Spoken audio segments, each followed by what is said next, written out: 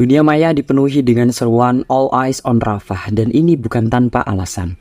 Seruan ini mencerminkan kepedulian global terhadap kekejaman yang terjadi di Rafah, di mana Israel melakukan tindakan genosida terhadap para pengungsi Palestina. Kalau kalian lihat di intro channel saya ada tulisan nama channel dan 3 kata, yaitu hobi, pengalaman, dan pengetahuan. Dan kalau kalian tahu, tanggal 26 Mei kemarin sebuah tragedi besar terjadi. Serangan udara Israel menghantam kamp pengungsi di Rafah, menewaskan setidaknya 50 orang, separuh dari mereka adalah perempuan, anak-anak, dan lansia. Rafah adalah satu-satunya tempat perlindungan bagi sekitar 1,4 juta warga Palestina, dan serangan ini hanya menambah penderitaan mereka.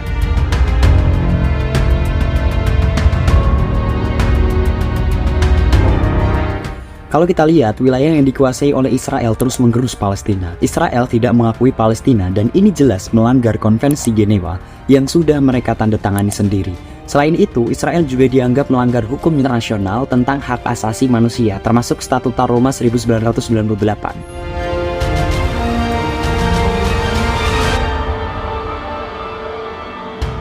Perang Dunia yang pertama berakhir dengan Inggris mengalahkan Kekaisaran Ottoman dan mengambil alih Palestina. Inggris menang dengan menjanjikan tanah yang sama kepada orang Arab dan Yahudi. Saat itu, Palestina mayoritas dihuni oleh orang Arab dan minoritas Yahudi. Ketegangan muncul ketika komunitas internasional meminta Inggris untuk membuat rumah bagi kaum Yahudi di Palestina. Pada tahun 1917, Deklarasi Balfour menyatakan komitmen Inggris untuk menciptakan tanah air bagi orang Yahudi di Palestina. Antara 1923 dan 48, Inggris memfasilitasi migrasi besar-besaran orang Yahudi di Palestina, yang menyebabkan ketegangan dengan penduduk lokal Palestina. Dari 1936 sampai 1939, ada pemberontakan Arab di Palestina melawan kolonialisme Inggris, tapi imigrasi Yahudi malah meningkat. Inggris merespon pemberontakan itu dengan sangat keras, menyebabkan korban dan kerusakan. Mereka juga bekerja sama dengan kelompok Yahudi membentuk pasukan bersenjata.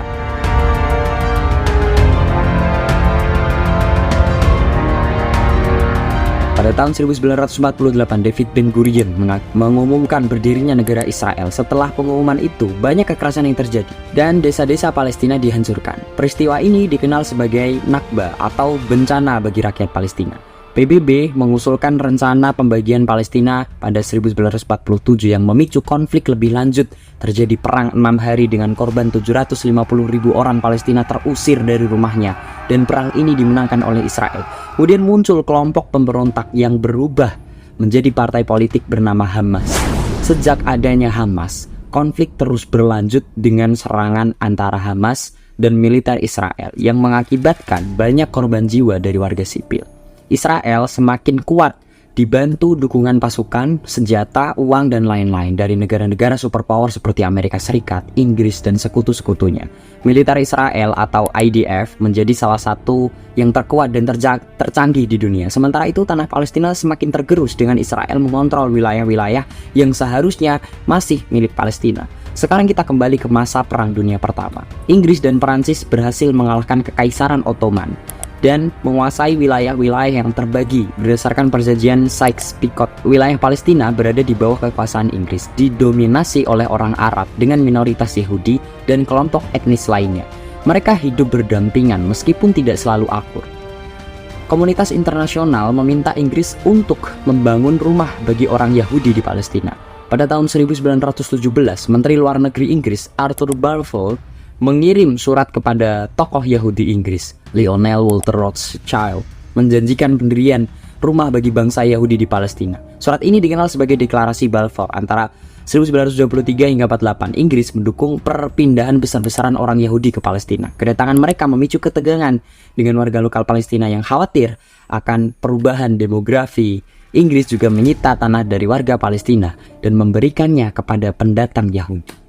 1936 sampai 39 terjadi pemberontakan besar terhadap kolonialisme Inggris, dan kedatangan pendatang Yahudi Inggris merespon dengan penindasan brutal, termasuk penangkapan massal dan penghancuran rumah warga Palestina. Ribuan orang menjadi korban. Inggris juga menggandeng komunitas Yahudi untuk membentuk kelompok bersenjata seperti Special Next Squads untuk melawan pemberontakan.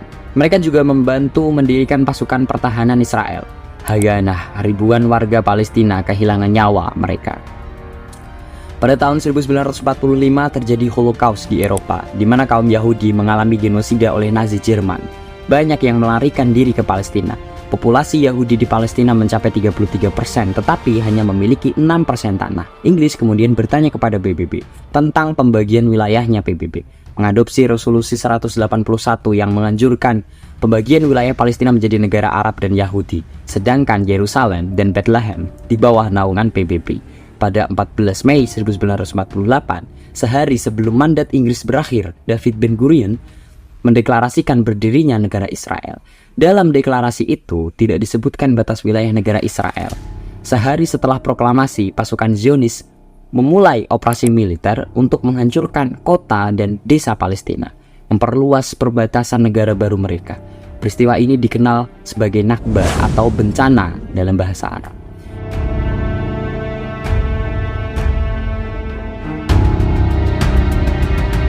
Pada 1967, Israel kembali menduduki sisa wilayah Palestina termasuk jalur Gaza tepi barat, Yerusalem Timur, dataran tinggi Golan di Suriah, dan semenanjung Sinai di Mesir. Peristiwa ini dikenal sebagai Perang 6 Hari.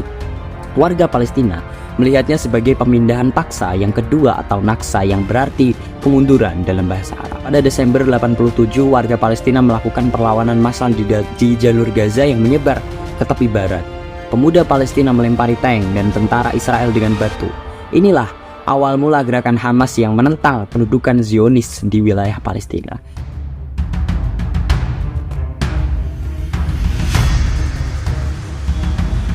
Hamas akhirnya menjadi partai politik. Konflik antara Israel dan Hamas terus berlanjut dengan banyak korban jiwa dari warga sipil. Israel mendapatkan dukungan dari negara-negara besar seperti Inggris dan Amerika Serikat. Perlawanan pertama berakhir setelah kesepakatan Oslo ditandatangani pada tahun 1993 dan dibentuknya otoritas Palestina, tapi pemerintahan yang seharusnya jalan di tepi barat dan jalur Gaza tidak pernah terjadi. Pada 2005, pemukiman Israel di Gaza dibongkar. Tentara dan penduduk Yahudi meninggalkan daerah tersebut. Pada 2006, rakyat Palestina memilih Hamas dalam pemilihan umum, tapi konflik internal muncul antara Hamas dan Fatah yang berujung perang saudara. Hamas yang menguasai jalur Gaza menjadi target serangan Israel. Israel melancarkan 4 serangan militer yang berkepanjangan di Gaza tahun 2008, 2012, 2014, dan 2021. Serangan-serangan ini mengakibatkan ribuan korban sipil dan kerusakan besar pada rumah, sekolah, gedung perkantoran, dan fasilitas umum lainnya. Pada 10 Mei 2021, Israel menyerang kawasan Masjidil Aqsa di Yerusalem Timur. Setelah sekitar 11 hari berperang, Israel dan Palestina sepakat untuk melakukan gencatan senjata. Namun pada 7 Oktober 2023, Hamas kembali menyerang Israel dengan menembakkan ribuan roket. Israel merespon dengan serangan balik dan pengepungan menyeluruh terhadap Gaza. Menteri Pertahanan Israel Yoav Gallant mengatakan bahwa selama pengepungan ini di Gaza tidak ada listrik, makanan, air, atau gas. Israel juga menyerang kota Jenin di tepi barat yang tidak ada Hamas sama sekali. Mereka menyerang rumah sakit, sekolah, rumah ibadah, dan fasilitas umum lainnya yang mengakibatkan banyak korban sipil. Dengan ini, Israel melanggar Konvensi Geneva dan hukum internasional tentang hak asasi manusia.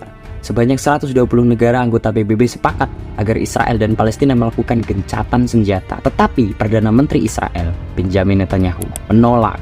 Dia mengatakan gencatan senjata sama dengan menyerah kepada Hamas. Terorisme dan barbarisme. Konflik atau lebih tepatnya okupasi Israel di Palestina sudah berlangsung lama dan didasari oleh banyak faktor, termasuk politik, penjajahan, dan genosida yang dilakukan oleh Israel kepada warga Palestina. Bukan lagi masalah agama, melainkan masalah kemanusiaan. Penjajahan seharusnya tidak ada tempatnya di tahun 2023 ini, apalagi genosida terhadap satu bangsa dengan cara brutal.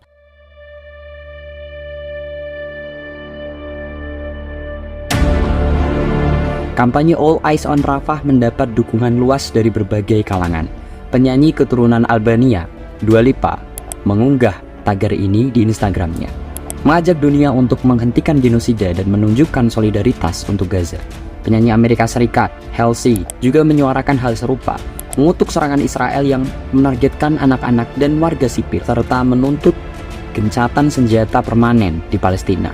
Para atlet juga tidak ketinggalan. Pemain timnas Indonesia seperti Mark Klok, Egy Maulana Fikri, dan Muhammad Ferrari, serta bintang sepak bola lainnya turut mengecam tindakan Israel di Rafah. Mereka semua bersatu dalam pesan yang sama: hentikan kekerasan dan tunjukkan dukungan kita untuk warga Palestina. Meskipun ada banyak resolusi diplomasi, kecaman dan boikot serangan Israel di Gaza masih berlanjut. Lebih dari 36.000 nyawa telah terenggut.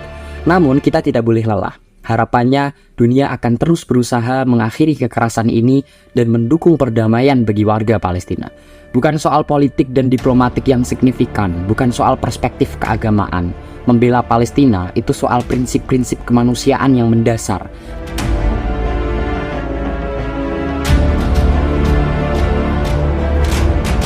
Negara-negara Timur Tengah mulai mendukung kemerdekaan Palestina. Arab Saudi yang biasanya dekat dengan Amerika Serikat sekarang mendukung keanggotaan penuh Palestina di PBB. Mereka meminta Dewan Keamanan PBB untuk tidak menolak pengakuan ini. Kementerian Luar Negeri Arab Saudi menyatakan bahwa mereka menyambut baik keputusan Majelis Umum PBB yang mendukung keanggotaan penuh Palestina. Dalam pemungutan suara pada hari Jumat, 143 negara mendukung, 25 abstain dan 9 menolak, termasuk Amerika Serikat dan Israel. Saat ini, Palestina hanya berstatus sebagai negara pengamat non-anggota di PBB. Arab Saudi berpendapat bahwa resolusi ini sesuai dengan pasal 4 Piagam PBB dan mendesak Dewan Keamanan PBB untuk mempertimbangkan kembali keanggotaan Palestina secara positif. Arab Saudi menegaskan bahwa resolusi PBB ini menunjukkan dukungan internasional terhadap hak rakyat Palestina untuk menentukan nasib mereka sendiri dan mendirikan negara merdeka. Mereka juga menghargai dukungan negara-negara lain terhadap resolusi ini dan meminta Dewan Keamanan PBB untuk tidak menentang konsensus internasional dan mendukung hak rakyat Palestina. Itulah kabar terkini tentang dukungan Arab Saudi terhadap Palestina di PBB. Dilansir dari kompas.com pada bulan Mei 2024, ini kita mendapat kabar bahwa Spanyol dan Irlandia berencana mengikuti Palestina sebagai negara merdeka pada 21 Mei. Langkah ini adalah bukti bahwa perjuangan Palestina tidak pernah berhenti mendapatkan dukungan internasional. Indonesia, sebagaimana ditegaskan oleh Menteri Luar Negeri kita, Ibu Retno Marsudi, selalu konsisten mendukung hak-hak rakyat Palestina. Dalam berbagai forum internasional, kita berdiri bersama Palestina, menuntut keadilan dan hak-hak mereka yang selama ini terabaikan. Namun, kita juga tidak bisa menutup mata terhadap situasi tragis di Gaza. Serangan Israel yang berlangsung hingga akhir 2023 telah merenggut ribuan nyawa, termasuk banyak anak-anak dan perempuan.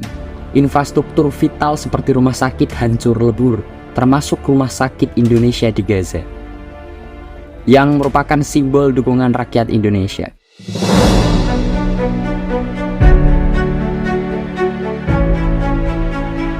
Jika Palestina memenangkan kemerdekaan, mencakup beberapa aspek penting yang akan mengubah dinamika di wilayah tersebut dan lebih luas lagi.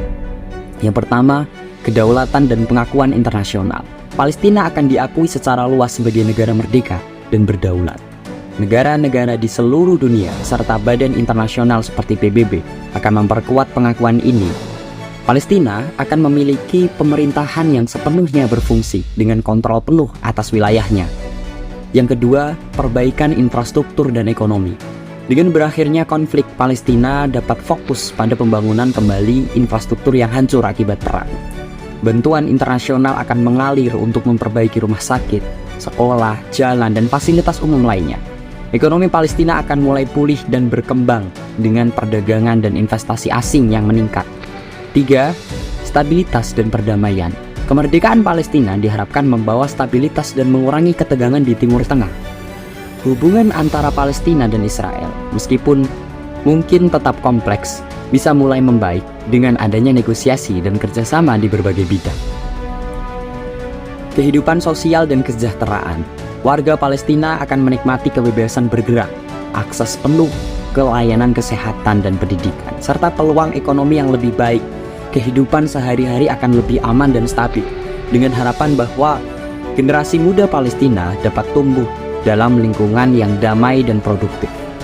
Yang kelima, keadilan dan rekonsiliasi. Proses rekonsiliasi akan penting untuk menyembuhkan luka masa lalu. mekanisme keadilan untuk mengatasi pelanggaran hak asasi manusia yang terjadi selama konflik akan didirikan. Masyarakat internasional mungkin juga berperan dalam mediasi dan dukungan untuk proses ini. Secara keseluruhan, kemenangan kemerdekaan Palestina akan membawa harapan baru bagi rakyat Palestina dan memberikan kontribusi besar terhadap perdamaian dan stabilitas di kawasan Timur Tengah. Di tengah kondisi yang sulit ini, kita tidak boleh berdiam diri. Kita harus terus menyuarakan keadilan dan mendesak komunitas internasional, terutama Dewan Keamanan PBB, untuk mengambil tindakan tegas. Standar ganda yang diterapkan oleh beberapa negara maju terhadap Palestina harus dihentikan. Indonesia akan terus memperjuangkan hak-hak Palestina di panggung internasional. Ayolah, tunjukkan dukungan kita, suarakan keadilan dan kedamaian untuk Palestina. Jadikan All Eyes on Rafah bukan hanya sebuah tagar, tetapi sebuah gerakan nyata untuk menghentikan penderitaan saudara-saudara kita di Palestina.